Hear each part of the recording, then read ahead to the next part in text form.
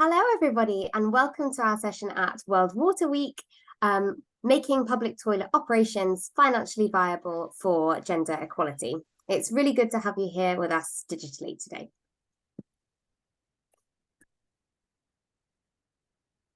This session is hosted by Transform. Transform is an impact accelerator that unites corporates, donors, investors, and academics to support visionary enterprises like the two enterprises we're here to talk to today.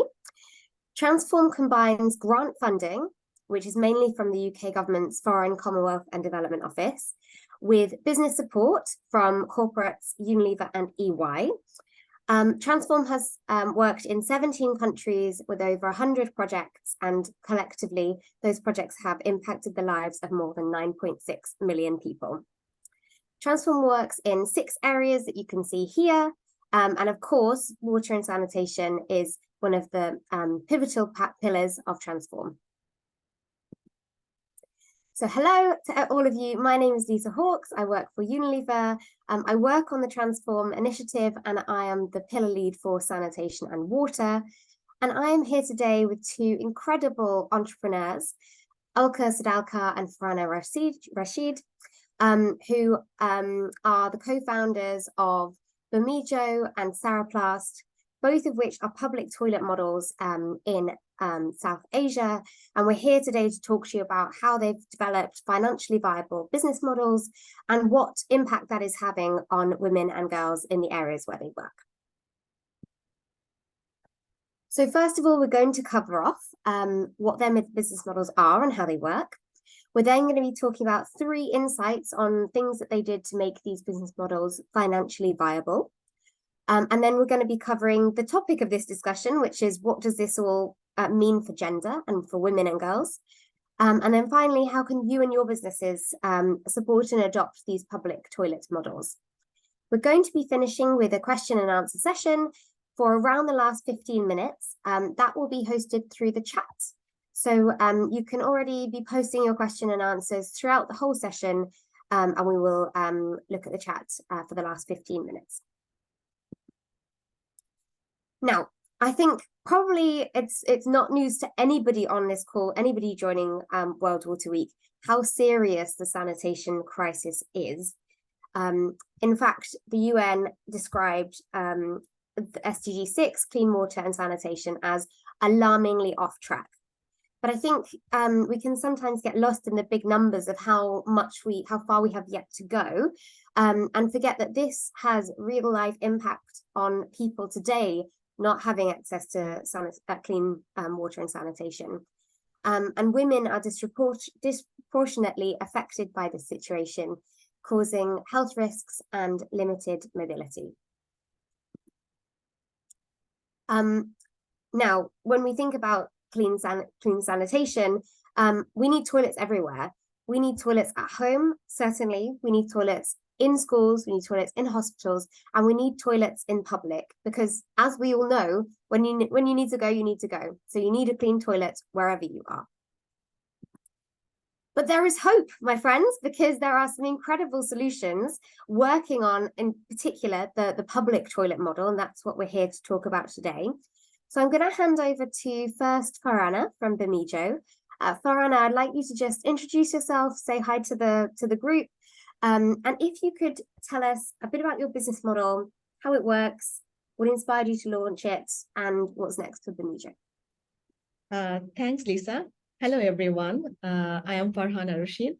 Along with my co-founder, I have started Bhumijo, and now I'm working as CEO of Bhumijo to solve public toilet crisis. So, as Lisa asked, why I have started this, being brought up here in Bangladesh, those who are already familiar with the context, being women, being girl, being female, there are not enough good quality and accessible toilets, and sometimes toilets are not designed to cater the need of women here in Bangladesh. It has cultural issues there. So to start it, to solve the issues for women and how I can improve their life, their freedom. They can move easily around the places, around whenever they are outside their home. Bhumijo was started to solve the issue. And what we have found that why our public toilets failed in most cases. So what we have found that toilets are not working because the toilet has always been leased out to someone else's, but some toilets doesn't have enough income to support, to do the maintenance, to make it clean. And they also don't have enough knowledge how to clean it, how to make it hygienic, and also to respond the need of the women, children, and I mean, it's not inclusive in that way. So to solve the issue, what we have included different revenue stream to make the toilet as business-wise sustainable. So different revenue stream came from that. So in our toilet, we have toilet services, we have shower facilities, we have drinking water facilities. Besides that, we also have the services, associated services like laundry, different product sale, depending on the context or the location. We also have advertisement spaces, both inside and outside the toilet for the related brand who want to put their ads there. So in a nutshell, that's what we do, and that's our business model. And I think I have answered your question, Lisa. You've been fantastic. Thank you, Farhana. And I think the only, I know Farhana and Ulka fairly well because I had a real privilege of working with both of them.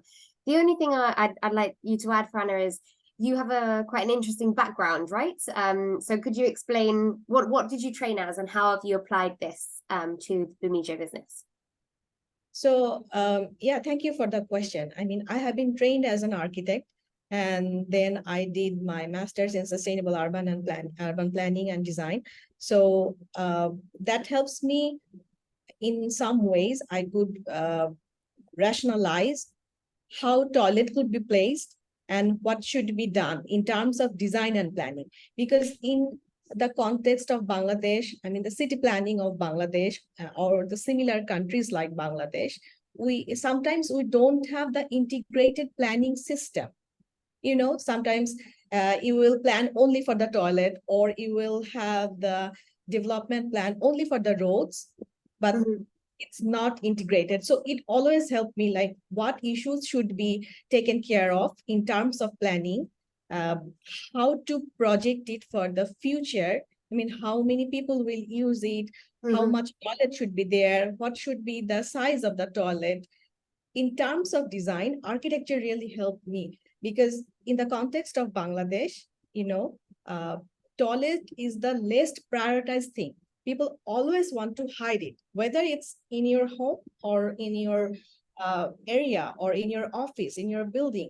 And it's also maintenance-wise, it's the last thing to do. So we want to make toilet as beautiful as your home, or it should be a place where you can go, you can refreshen up yourself, you can relax yourself, even if it's a toilet, if it's for the people who don't have that much money, or the marginalized people, or the lower income group or upper income group, toilet could be a very well-designed place. So we are trying to do that in all of our facilities, keeping the budget very low as well. Perfect. Thank you, Farhana. And we'll see some photos of Farhana's toilet throughout this presentation. And I can certainly say they're more beautiful than my home is. So she's done a great job. Thank you. So now we'll have you, Ulka from Saraplast. Ulka, could you please introduce yourself, your role at Saraplast, and let us know about your business model, how it works, what inspired you to launch it? Hi, Lisa. Thanks for having me here.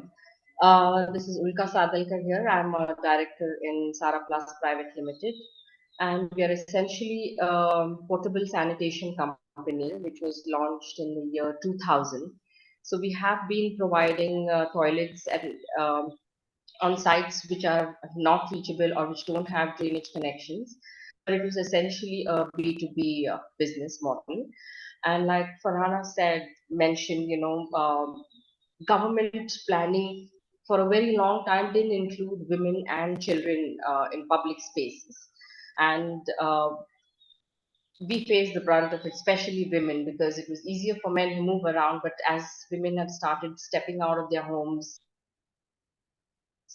so many women are taking up jobs which are out of office area, which require them to be on the move regularly, especially saleswomen or cops or college-going students. And there's a huge gap for it in India. I have faced it myself, even though I'm from an affluent family, and I have faced it when I'm traveling from here to Mumbai, and I have to kind of look for a toilet on the way.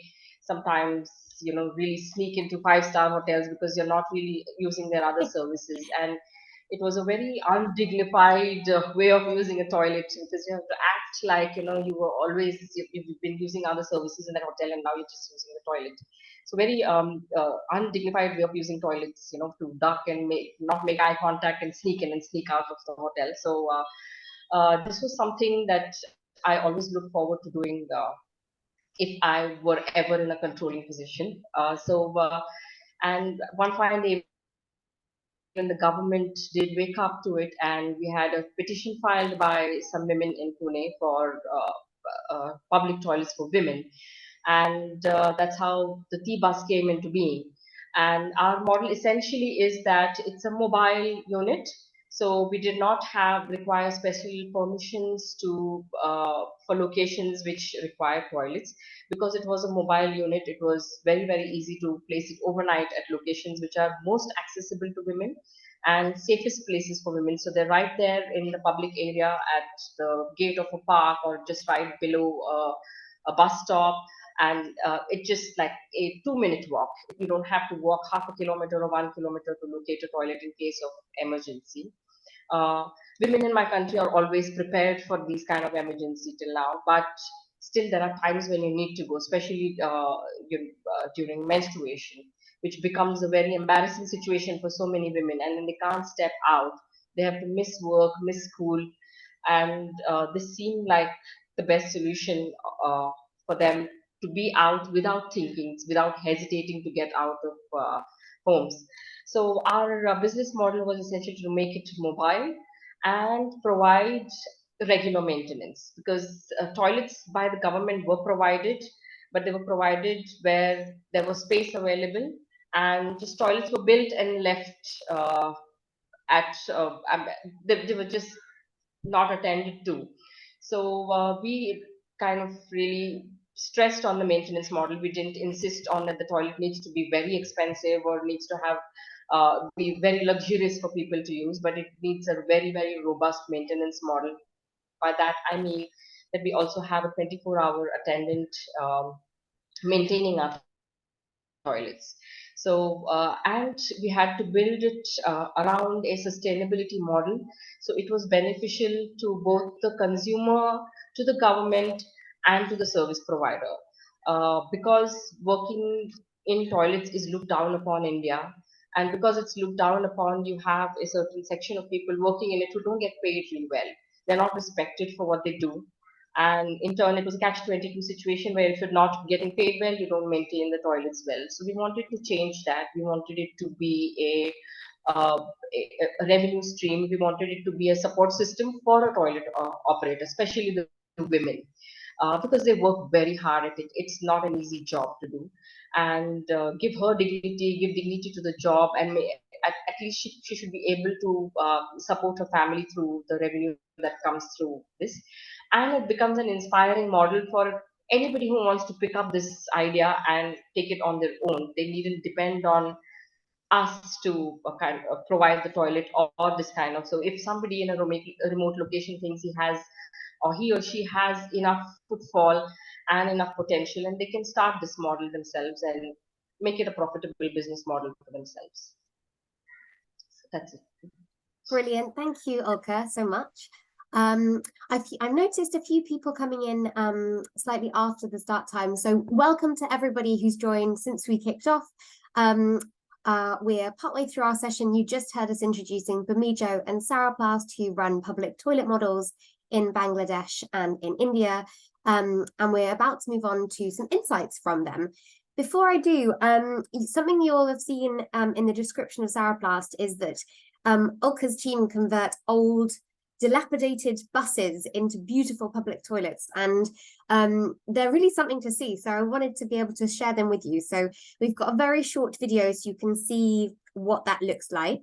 I'm going to try and play this without any sound. Ulka, if you have any, maybe playing with sound, in fact. So sorry about that. So yes, you can see here, this is what the buses look like. They are bright pink, so it's very easy to see. And you can see that there is a kind of kiosk on the end, which is used for shop and a cafe.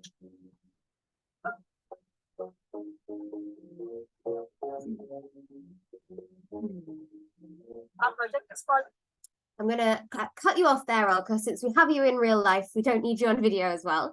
Ulka, is there anything else you wanted to say about that video? Or are you happy with the the surprise commentary I gave? No, perfect. That was good enough. Thank you. Okay, so how can we make public toilets financially viable? Well, the first insight that we've already heard from Ulka and Farhana is that you need to test and create multiple revenue streams. But no one-size solution fits all, because the location of your toilet is really important, and therefore you need to choose revenue streams that fit that. But this concept is about being more than just a toilet and broadening out and diversifying your revenue streams. So I'd like to go first to Ulka. Could you tell us about some of the additional revenue streams that the toilet buses have generated, please? Yes. So it's very location specific. There are some locations which work really on footfall alone. Like there's a beach in Andaman and Nicobar where we have placed a toilet and it just works alone on footfall, and it's breaking even. But we realized there are some locations like a bus stop where the woman doesn't want to pay for toilets every single day, so we had to add additional revenue streams there. And some of it, a cafe really worked well there. And because it had good eyeballs, we thought, why not try advertising? So advertising also works there. And on some other location, maybe advertising will not work, but only a cafe will work. So we tried a whole lot of combinations of, advertising, cafe, just footfall, adding some showers. If it were next to community, we tried a laundromat, and all in combination have worked. Only maybe very unique locations have worked with footfall only, and it is workable. I'm not saying it is not; it is workable, but all these different models combined together.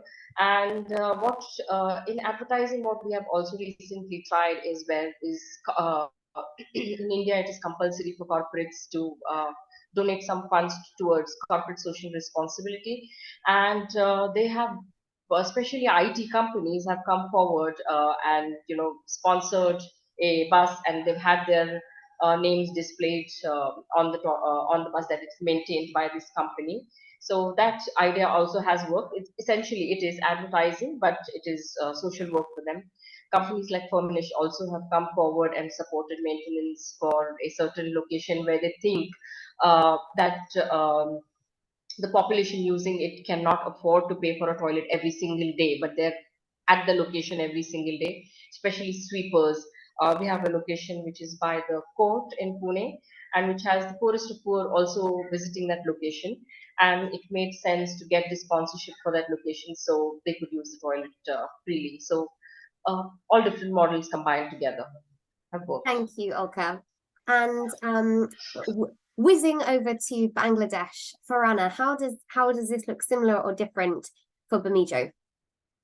So thank you, Lisa, again. I think it's kind of similar because we are in a kind of similar context, but still, for our case, some of our toilets are 100% profitable or sustainable, operationally sustainable from only toilet usage, but some are not. So in terms of the revenue share, to cover the to cover up the expenses, we had incorporated different revenue streams. With the support from Transform, we had tried few worked and few didn't work. But what worked for us, which is also very context specific, but most of our toilets are located in a very, very crowded space, also in a prime location. It's located in the public spaces, public nodes, or in a very visible point of view. So we had a good partnership with Bangladesh Unilever. They have placed their ads in front of, both inside and outside of our toilet. So it's already, you have seen in the picture, like Domex is putting their ads. It's not only the social responsibility. They want to establish themselves as a responsible brand who could support a social cause as well. So they are giving, it's not the CSR funding, but it's the advertisement fee that we are getting from them. And along with that, as Ulka mentioned, we also have shower. It's also very context specific, like we are working in different bazaar or the informal kitchen markets, where the laborer or the shopkeeper, the worker who are working there more than 16 hours, so they need to get shower, twice, sometimes once a day. So it's also give us a good source of revenue. And along with that, depending on the location, we have small kiosks for selling different product, from female hygiene product to tea, coffee, snacks. And we are also trying laundry at different places. So, that's it from our end. Perfect. Thank you so much. And I could see some snacks hanging down in this photo. But it does seem to be, it's a similar kind of thing in the two contexts. The snacks, the water, showers, laundry. But I think knowing both of your business models fairly well, I think the advertisement is really key because it provides a sort of baseline of revenue, whereas the others can be variable and always linked to footfall. And so some learnings about those who might have similar businesses can apply. So think about what brands could be relevant. So obviously with Domestos and Bhumijo, there is a direct link between toilets with those two brands. Although when we were discussing this session, and Ilka told me about the IT companies, I was joking maybe that's the exception that proves the rule, because they don't have a direct link. And I think that also shows that sometimes if you just capture a kind of moment of inspiration or a personal connection to purpose, that can also really really ignite a partnership as well. So then moving on to our second insight, which is keep asking why. So as you grow your revenue and your impact, information is everything, because it allows you to hone that multiple revenue stream model. So we've got to find out why. Brainstorm, I think with both organizations, we did enormous brainstorms of everything that a toilet could do in addition to being a toilet. And then we prioritize which of those to test. And then we needed to understand why things were working and why things weren't working. And even more than putting ourselves in the shoes of our customers, we had to go and ask them. We had to ask them, where are you going to and from when you come to visit our facility, in order to think what other services they might want to access as they go about that journey. And it may sound really obvious, but also asking your customers what else they'd like to buy from you. So I know that, so I'm going to go to for Anna first. I think you had a surprise, especially when you were testing out laundry products. I think you tested that twice. Excuse me. Could you tell us a bit more about how you went about that and what the conclusion of that learning was? So, I mean, as entrepreneur or starting off new things, you always need to work on, and you have to tweak on, and then the final product comes. So at the very beginning, with the support from Transform, I mean, we started to test the laundry services, but during that time, actually, it failed. But we started different examples around India or other parts of the world, what is happening there and why why their services were working and ours is not. After that, we tried again at one of our facility, and we found that as we were not, I mean, our service was just single, the package was not the right package. So it was just drop your clothes and we will wash it off on behalf of yourself and you will take it. But when we started to add the ironing services along with that, it started working, because what we have found, people don't want to bother much on their clothes. They want a complete package. They will give it to you, and they want us to make it wearable.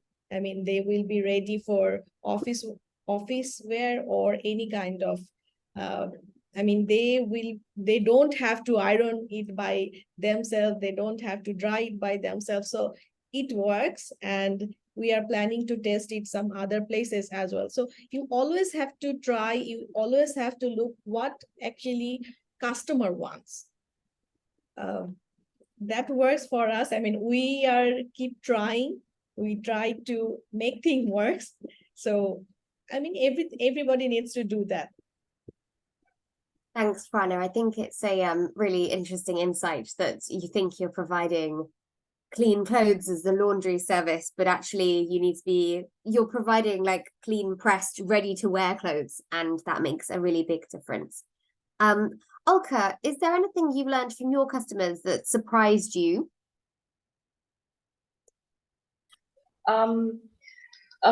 So what really surprised us was we thought it would be a long walk for them to pay for the toilet, and it would take us a couple of years to change that mindset.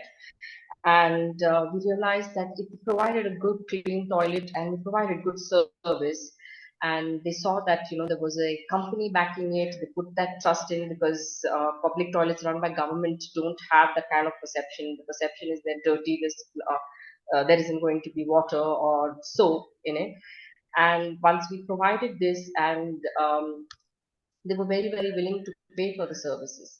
There is a government mandate that we have to only charge a particular amount, but some women were willing to also pay a little more if we gave them a cleaner, if a cleaner service was provided. So that was very surprising. We thought it would be a long uphill climb for us to make women pay. And I'm talking about really the low income to middle income group, wouldn't, I would pay for a toilet, but we didn't think they would pay for it. And that was surprising. And zero vandalism. If the toilet was clean, nice, there's zero vandalism, and they really looked, I mean, that was the least of our worries after some days. So yeah, the willingness to pay for, and that's when we realized that there was such a huge gap, and that women are really willing to pay if we provided a good service. Yeah, I think that vandalism point is really important. People often are very concerned about that when you've got quite expensive infrastructure in place. I just was recalling, I think when we did a study to ask women, like I said, what they were doing at the toilet, and I was really surprised at their diverse answers. So people weren't just going to the toilet, and I think that the kind of health lens on toilets makes us think of them as water in, water out kind of places, but they're way more than that. So we had people changing clothes, schoolgirls coming to change out of their uniforms and then get on with their evening. So yeah, I think this insight of being more than just a toilet was really born from asking the customers how they were using this space. So for anyone out there who's working on similar models, keep speaking to your customers on the ground, keep asking them why, keep engaging them, and then keep applying this to your overall strategy. And when I'm working with entrepreneurs like Ulka and Farhana, if we're ever in a meeting and we kind of are going around in a loop about what to do, I think that's a signal to call time and go and ask your customers what they think about what it is you've been discussing in your room or on your Zoom call. So then our final insight 3, collaborate to build a successful business. And recognizing that building a sanitation business is difficult and it requires multiple people to come together. It requires private businesses, NGOs, and government. All of them are really important. But I think that especially that government interaction, because as public toilet businesses, owners are very reliant on local government for permissions and often access to water utilities. So Ulka, I will come to you first. What's your experience working with others in the sector to help you build this business model, whether they be NGOs or governments or other businesses?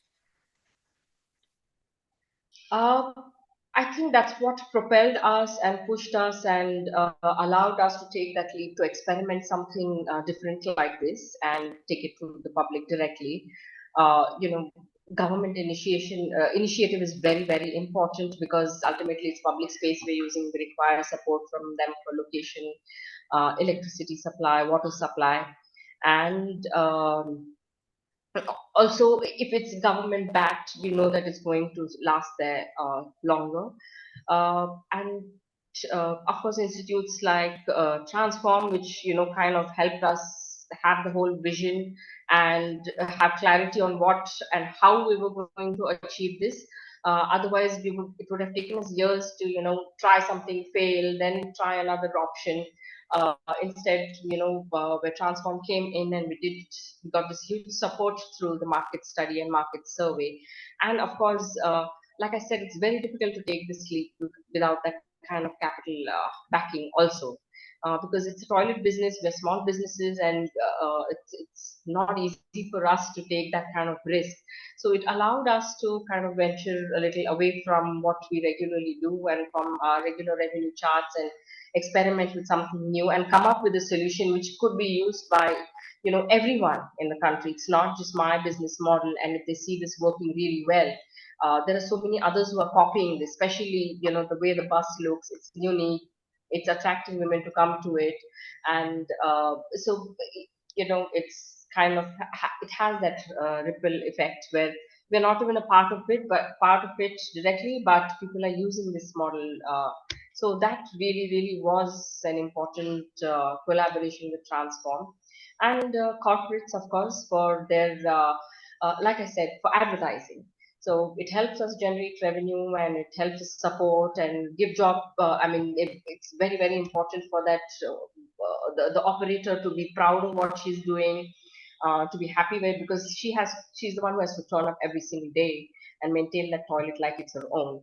And she does it if there is some monetary benefit and it's going to support her some way and financially.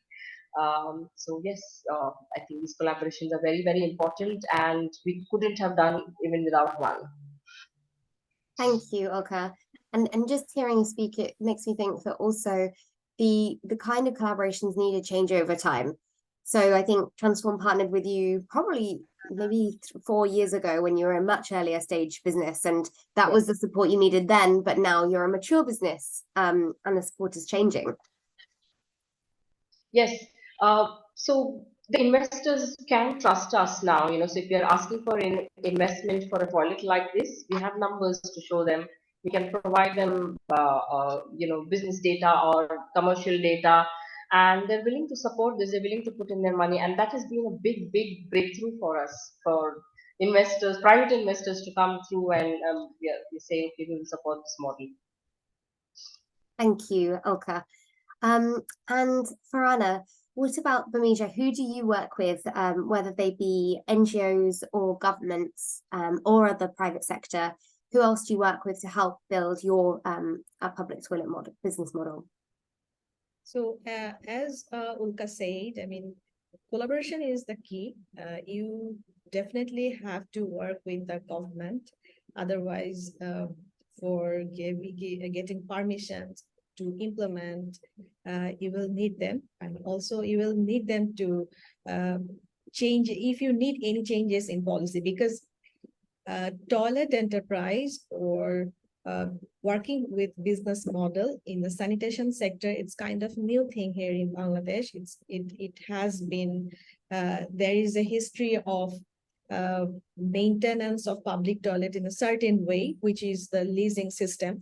So you definitely have to, I mean, we are working very closely with government. Government is very supportive in some ways, but still there are some policy gaps, which takes a lot of time to change or to reform or to bring some other guidelines. And in that case, WaterAid is working really well here in Bangladesh for the advocacy for those gaps, to showcase the gap and what could be done in terms of enabling environment for sanitation worker to sanitation entrepreneur or the sanitation businesses. So we are also working with different NGOs like WaterAid, SNV.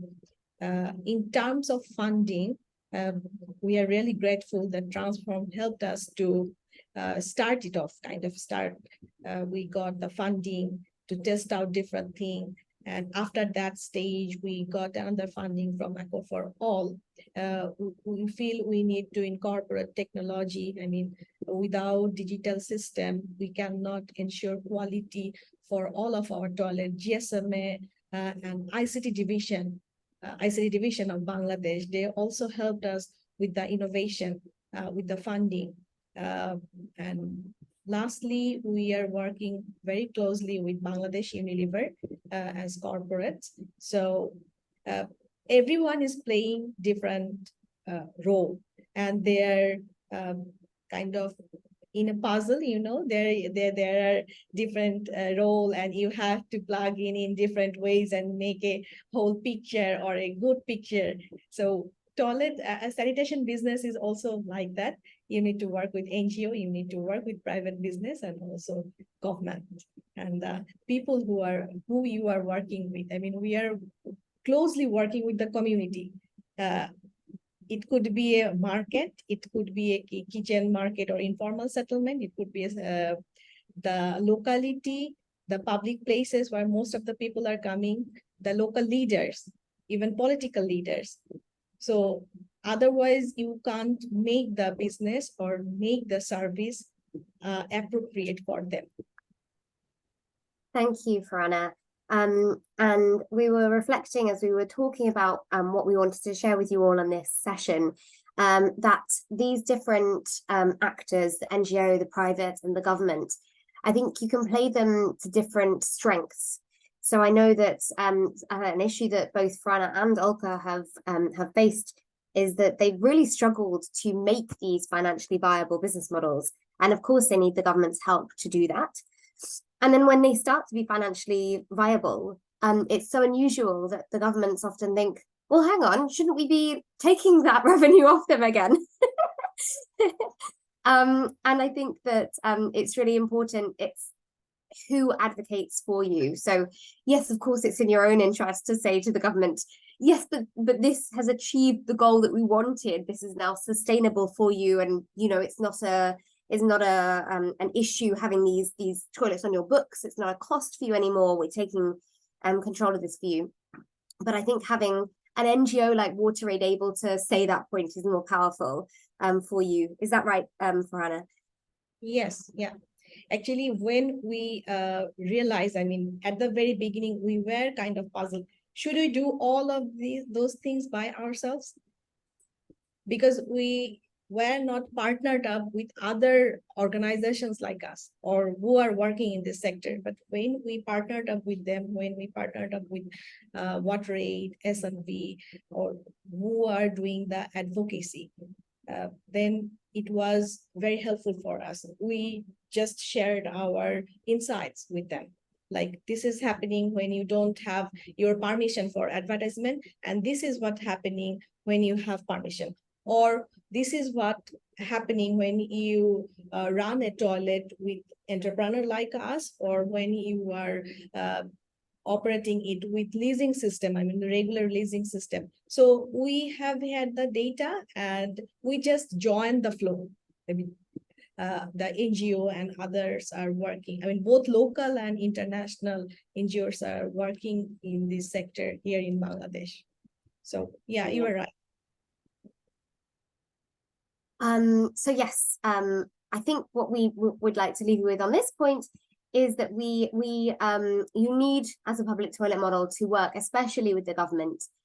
When you do that, if possible, align with the existing government agendas. So we were discussing with Ulka about what a difference it made having the Swachh Bharat mission come in, and then her clearly outlining how she aligned with that agenda.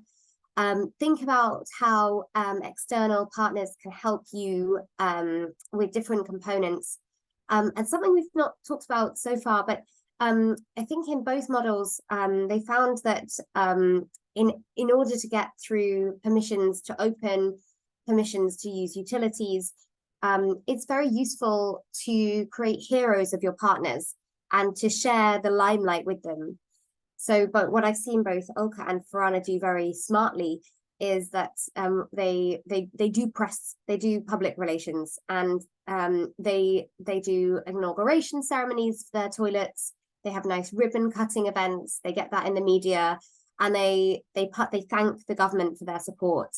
And that's created a really virtuous cycle where when their applications come to the government, they're a trusted and known partner, and the government knows that this is something that their citizens are going to see because they're going to see this toilet opening in the news. Something we also spoke about as we were preparing this is that also having others on board creates trust. So creating, finding allies, and can see Farhana nodding. I don't know if either Farhana or Ulka want to come in on this point. Just give me a shake if it's covered enough already.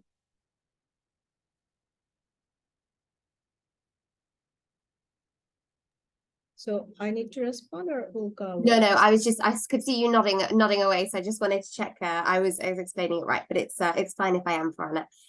So yes, creating, finding your allies in the corporate space that can help give you credibility, and showing people why there is a need for clean sanitation. And actually, I would like to bring you in, Farhana, on this point. Could you explain about what you had to do for your very first toilet that you created, and what the reaction initially was, and what you had to do to convince people that there was a need? So our first toilet was a women-only toilet in a place where thousands of women visit those places for shopping. It's women's hub inside Dhaka, Gausia Market. You can find a very 1 taka product to 1,000 or million taka product there. So everyone needs to go there. But there was not any single accessible toilet during that time at 2016. So we started to talk with the agency, the Authority Market Owners Association. And the chair was a male. All the association people, elected body, only male were there. And we went there and we were presented our findings. This is the scenario. Women don't have any toilet there. They're suffering, blah, blah, blah. And they just said, no, we don't need any women toilet because no women are coming here for toilet, just for shopping. So we argued, when a woman come here for shopping, generally they spend 5 to 6 hours, sometimes 5 to 8 hours, because the range of products she gets, she will buy all the things she need for herself. Men also come here, but most of the men are working in the market. But there are some male toilets. So he was not convinced at all. I mean, the whole association was not convinced. And then just at the last moment, I said, just give it your toilet for 1 month. We will renovate it according to the demand. And then if it's not working as a female only toilet, then we will convert it again to the previous condition. And the magic happened. And he said like, okay, just 1 month. And after that, after almost 6.5 years, almost 7 years, we are operating that toilet. After a few months, the secretary of the association just called, can you help us to improve the male section as well? So that's the difference we have been able to do within just 3 months. Fantastic. And I know when we, Olga, do you want to share your anecdote about the shoes on this? Oh yes, so this is something that even I have heard from my mentor is, initially in the just after we got independence, Bata is a very popular shoe company in India, and they sent one of their salesmen to India to check if the market was good enough for them to come in here. And after his extensive travels and research and surveys, he went back and he said 0% market because nobody wears shoes there. And so they gave up on the idea, they didn't come in. And after a couple of years, they decided to give it another shot and send another salesman back into India to do another survey and see if things were different now. And he also saw the same thing and did his survey and research and went back and he said 100% market, nobody has shoes there. So it was just a different way of looking at it, and I thought that was funny and so real. Thank you, Olga. I love that anecdote. So back to the conversation topic. So what does this all mean for gender equity? So we know that, of course, toilets are fundamentally linked to health outcomes. Not only is this the breaking of the link between the fecal-oral disease route, but it's also, as Farhana knows, how companies done some research and found that women in Bangladesh don't drink water because they know that they're going to need to use a toilet, and so they limit their water intake, and that means that they are not hydrated enough, which can cause very serious health problems. Also, we need to recognize that public toilets support women's menstruation and health and hygiene risks associated with that. But it's not just about that. As I mentioned earlier, people don't just use these toilets for toileting. They use them for to have a private space, to have a safe space, to have a calm down when they're upset. I don't know if men do this, but you find women crying in toilets just to like give yourself a chance to recover. So when we don't have those spaces accessible to everybody, it means that women's social mobility is restricted. It means they have to go home sooner. It means they have to plan their day around accessing sanitation. It means they can't be as mobile as they would like to be, whether that be for work or for education. And as I said, it means they don't have privacy in their day-to-day commute. So in the last 5 or so minutes, in fact, look at time, we probably need to be relatively quick. And just a reminder, if anybody has questions, please post them in the chat. So maybe I'll give you a couple of minutes each to wrap up on this point, Farhana and Olga. I think I'm going to Farhana first. Could you explain what does it mean? Because these statements, they're quite generic and they're about, how I interpret them in the UK is very different how you interpret them in your context. So what does it mean for women not to have toilets in Bangladesh in terms of gender equity? If you don't have toilet, then we do as Bangladeshi women, the smartest thing, you don't have to drink enough water. this is the smartest thing we do here. When you don't have enough or good quality accessible toilets. So the result is not that good because you will have many health complications there. So health, and also if you don't have toilet outside your home, then you will not visit that place as well. Also, and some points you will not have enough toilet in your office. I mean, workable or accessible toilet for women in some offices. And I have friends, they are visiting the nearest shopping mall for their toilet use. So it's I mean, your freedom will be, you don't have freedom to move. You will not have your work or your health, both will be affected if you don't have a good quality toilet. So this is it here. Yeah.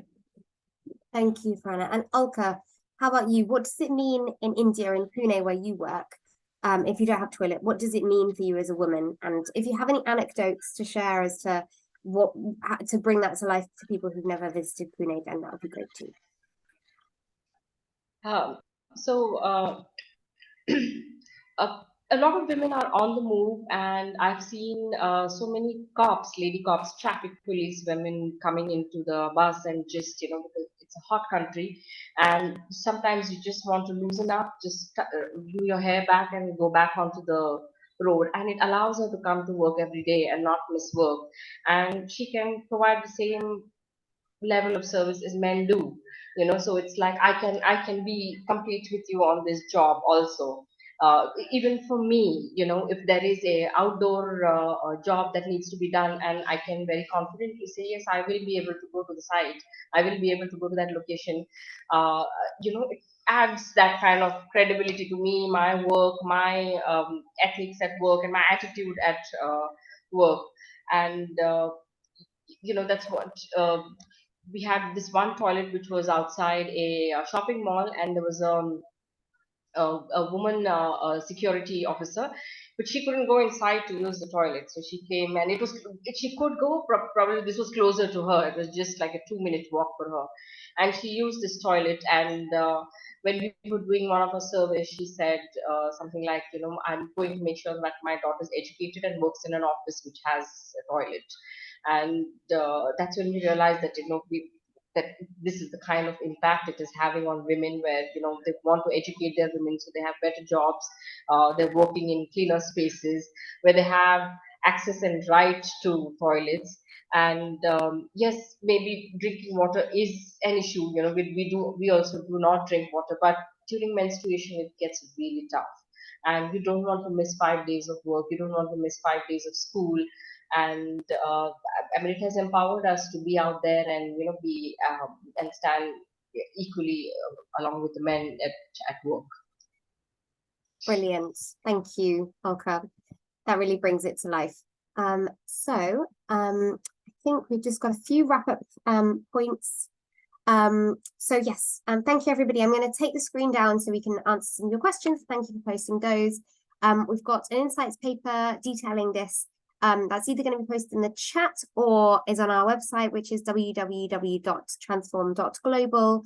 I'd also like to give a shout out to Farhana, who has been on a podcast that we recently listened to. So if you want to hear more about Farhana's story, it's wonderful. So that can be found on Spotify, and it's We Transform Lives podcast and Bhumijo. So I'm going to stop sharing. I know we've got 6 minutes. Oh, and it's fantastic to see everybody who joined. Thank you so much. So let me just find the chat function. So we've got some questions. So I'm going to take, Eustacia says, if there are no public toilets for women, it means that people are not used to paying to use the toilet. So what processes did you use to make women pay for the services? So to ask them to allow them to figure out that was something that was worth paying for. I can see Alka's off mute. We can maybe use that as a signal as to who would like to take the question. Sorry if you didn't mean it that way, Alka. So providing an attendant, providing a name that that tea was serviced by this company. This is a brand name for the toilet. The toilet, the attendant wearing a uniform, herself nicely groomed, and all these kind of added that made them realize that they are providing me a service and I'm willing to pay for it, because anyways the gap was so huge that if I'm willing to pay for a clean toilet. We're already reached that point. But this adds credibility to it, having a name, surveys. I mean, it makes us look more serious towards our job, and not just something casually, okay, put a toilet out there. Again, uh, our first toilet that we launched, which was launched by Kunal Kumar, the Commissioner of Pune, he had a huge inauguration program for it. And they were so enthusiastic about it. And it got really good media attention, public attention. So all these things, having the government name to it, having a corporate name to it, having the attendant present herself well, really put in that trust and credibility. Thank you, Ulka. I think also Ulka has used social media to good effect. And when I was working with her, we had this amazing instance where this influencer from Mumbai came and she used the toilet completely by chance. And she tweeted about it. And this tweet went so viral. It had like chairman of the biggest Indian companies retweeting it. And I mean, it was great publicity. So my point is twofold. Social media is useful, but also we were joking before that hopefully when we tell our daughters or daughters in our family, one day it was so famous to have a clean toilet that a tweet went viral. They hopefully won't believe that. I'm going to ask Farhana this question from Deepshika, which is how did you first find a connection to collaborate with government? Actually, after social media or the media plays a very important role. When we had our first toilet, we also had some feature on a very our daily, which was widely known. And then I got a call from a city corporation, mayor from a city corporation, and she said, and she said, would it be possible to have you in my city? Can I get support from you? So this was the first government connection. And after that, we also reached out to other government, city corporations, other agencies who have land, also who can allow us to implement and operate public toilets. Brilliant, thank you. I'm going to go to Lely's question. And I'm going to come to you, Ulka, about this one. So, so how do we? And in fact, actually, I think actually might make more sense for Farhana to take this, because Ulka's toilets are only female. So this is about potential conflicts between men and women. So how do we anticipate a good solution to avoid conflicts between men and women? And how do you put everybody around the table together to make that happen? To answer that, I mean, the design plays a very important role in the context of Bangladesh, where women don't feel comfortable using the same route or same entry system for entering the toilet. And also the toilet, it has to be very, very private, so that people can't watch women while they're using their facility, also entering the facility. We also came to, I mean, through our research, we came to know that women feel comfortable when they're women attendant. If there is a very good quality toilet, but if there is a male attendant, women don't find comfortable because they don't trust them, because they might abuse them, both verbally and physically. So good design, good quality toilet is not only the thing. We try to do we try to cater the need of the women through design, and also through operation, and through other issues like women attendant and privacy and digital component, to earn their trust. I think I have answered. If it's not clear, I could.